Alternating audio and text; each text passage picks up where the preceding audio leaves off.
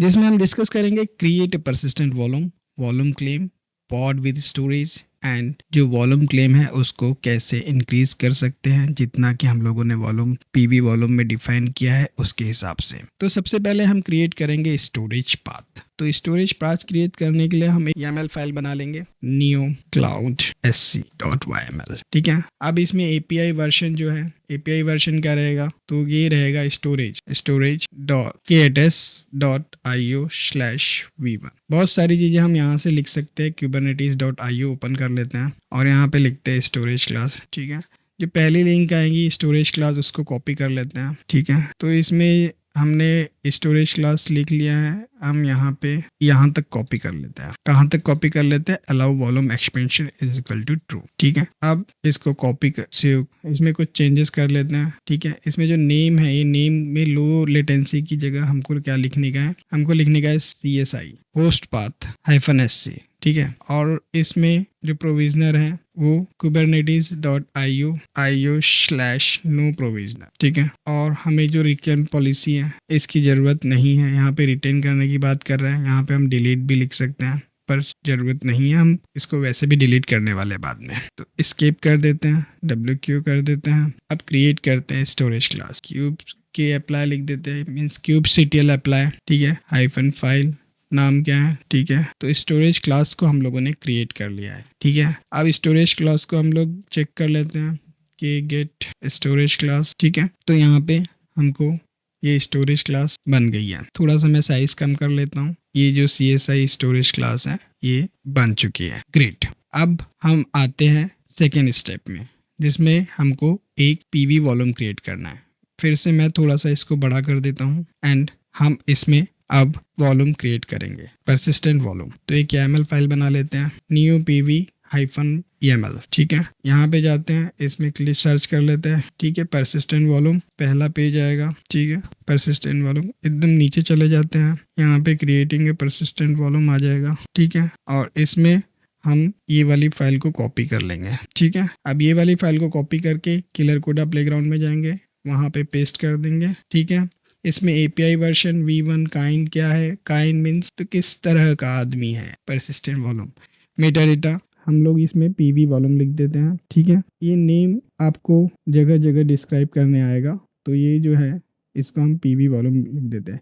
जब बाइंडिंग होगी एक दूसरे के साथ में तो ये जो नाम है वो काम में आएगा। स्पेक स्टोरेज ये जो है 10GI access mode read write once. ठीक है, होस्ट पाथ MNT। ठीक है, ये सारी चीज़ हो गई है।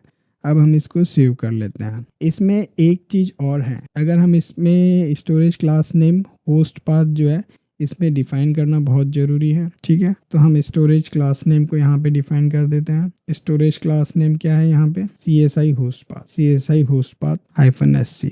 ठीक है, ये PVC रिक्वेस्ट से मैच होना चाहिए। ठीक है, और ये जो है ये PV साइज है, ये बहुत ज़्यादा है, ये हम इसको थोड़ा कम कर देते हैं ताकि किलर कोडा भाई साहब भी परेशान ना हो। तो इसको हम 10 MI कर देते हैं। ठीक है, अब इसको स्केप करते हैं, WQ करते हैं और फिर इसको अप्लाई कर देते हैं। ठीक है, परसिस्टेंट वॉल्यूम बन गया है, हम चेक कर लेते हैं। ठीक है, तो इसमें 1 में देख लेते हैं, तो persistent volume capacity 10 MI, read write once, retain है, अवेलेबल है। ये अवेलेबल क्यों दिखा रहा है, बिकॉज अभी ये किसी के साथ में बाउंड नहीं हुआ है, किसी के साथ में मिला नहीं है।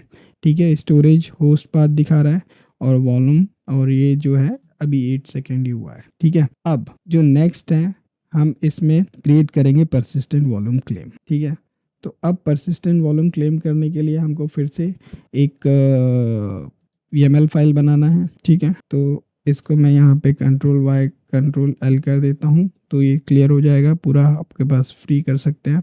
अब यहाँ पे कि वाया neo-pvc.yaml ये वाली एक फाइल बना लेते हैं। अब इसमें हमको PVC परसिस्टेंट वॉल्यूम क्लेम कर देखना है, तो हम एकदम नीचे में आ जाएंगे, ये परसिस्टेंट वॉल्यूम क्लेम की फाइल मिल गई है, YAML फाइल, इसको यहाँ पे पेस्ट कर देते हैं। ठीक है, अब परसिस्टेंट वॉल्यूम में आपको जो है इस रिक्वेस्ट में यहाँ पे स्टोरेज ये या तो कम होना चाहिए या तो उसके समान होना, इस ज़्यादा नहीं होना चाहिए। ठीक है, तो यहाँ पे हमने 10 MI लिया था, तो यहाँ पे भी 10 MI ले लेते हैं। ठीक है, read write once storage class हमेशा ध्यान में रखिए, स्टोरेज परसिस्टेंट वॉल्यूम क्लेम है, मेटा डेटा में यहाँ पे आपको क्या लिखना है, मैंने बताया था पीवी वॉल्यूम, ठीक है। और यहाँ पे स्पेक में स्टोरेज क्लास नेम की ज़रूरत नहीं है, ठीक है। अगर लिखना है तो आप CSI होस्ट पाथ लिख सकते हैं -SC, ठीक है। और इसको कर देते हैं सेव की अप्लाई -f neo pvc.yml, तो की गेट pvc, ठीक है। तो देखिए यहाँ पे बाउंड आया। अगर यहाँ पे हम लोग अगर मेन स्टोरेज क्लास लिखना कहीं पे मिसमैच हो जाता है तो यहाँ पे ये पेंडिंग स्टेटस दिखाता है और उसी की वजह से बहुत दिक्कत भी होती है, फिर हम इधर उधर डिबग करना पड़ता है। तो ये ध्यान में लिखिए, स्टोरेज क्लास नेम मैच होना चाहिए, ठीक है। अब हम लोग जो जाते हैं और क्रिएट करते हैं पॉड। अभी तक ये जो भी चीज़ें हैं ये क्रिएट नहीं हुई है, ये सिर्फ आपको दिखा रहा है। जब तक कि हम पॉड नहीं क्रिएट करेंगे तब तक कि ये चीज़ें क्रिएट नहीं होगी, ठीक है। तो हम अभी क्रिएट करते हैं पॉड, तो उसके लिए YAML फाइल बनाते हैं कि neopod.yaml, ठीक है। अब तो ये देखिए pv pod वाला फाइल को कॉपी कर लेते हैं एंड यहाँ पे पेस्ट कर देते हैं, ठीक है। अब इसमें आपको जो जो चीज़ें हैं, API वर्जन है, काइंड है, टेस्ट। अब यहाँ पे हम लोगों ने एग्जाम्पल में जो देखा था वो देखा था वेब सर्वर, ठीक है, वेब सर्वर, ठीक है। अब इसमें जो नेम है, अभी ये कौन सा लेगा भाई, तो ये लेगा स्पेक में जो भी है। तो जो वॉल्यूम है, ये वॉल्यूम कौन सा है, ये इसका वॉल्यूम है कंटेनर का, ठीक है। और क्लेम नेम, जो क्लेम नेम है ये परसिस्टेंट वॉल्यूम क्लेम नेम जो है यहाँ पे पीवी वॉल्यूम आना चाहिए, ठीक है। मैं इसको स्टोरेज दे देता हूँ, ठीक है। और जो कंटेनर है ये एनजिनिक्स कंटेनर है, ठीक है। तो मैं इसको एनजिनिक्स कंटेनर नाम दे देता हूँ, ठीक है। और इसका जो कंटेनर पोर्ट है, इन सब चीज़ों की अभी मुझे ज़रूरत नहीं है, ठीक है। वॉल्यूम माउंट, अब ये जो माउंट पाथ है ये एनजिनिक्स सर्वर में ये वाला होता है, ठीक है। अभी जो नेम है उसको भी आप स्टोरेज दे दीजिए, ठीक है। ये दो चीज़ों की ज़रूरत नहीं है पर ठीक है तो कोई इशू भी नहीं है। कि क्रिएट हैपन neopod के गेट पॉड करते हैं तो वेब सर्वर कंटेनर क्रिएटिंग में आ गया, वॉच कर देते हैं तो रनिंग आ गया, ठीक है। अब हमको इसको एक्सपेंशन करना था तो पीवी वॉल्यूम को हम एक्सपेंशन करेंगे, ठीक है। तो हमको क्या करना है, kubectl को एडिट, ठीक है। अब हमको जो वॉल्यूम है उसका कैपेसिटी बढ़ाना था, तो वॉल्यूम को कैपेसिटी बढ़ाने के लिए क्या करेंगे, हमको एडिट करना पड़ेगा पीवी वॉल्यूम को। तो हमको अभी एडिट पीवीसी वॉल्यूम करना पड़ेगा कि एडिट पीवीसी पीवी वॉल्यूम, ठीक है। अब यहाँ पे हमको नीचे जाना पड़ेगा, यहाँ पे जहाँ पे स्पेक में रिसोर्स रिक्वेस्ट दिख रहा है इसको हम थोड़ा सा 70 कर देते हैं या 80 कर देते हैं, ठीक है। तो यहाँ पे 70 हो गया, डिलीट कर देते हैं। जो भी क्वेश्चन में होगा वो कर दें, मुझे अभी याद नहीं है, ठीक है। WQ करते हैं तो देखिए अब ये यहाँ पे वो वाला एरर नहीं आ रहा है कि कैनॉट बी एडिटेड करके। तो इस टाइप से चीज़ें होती है। बहुत बहुत थैंक यू। अब मिलते हैं नए लेक्चर में, तब तक के लिए बाय बाय।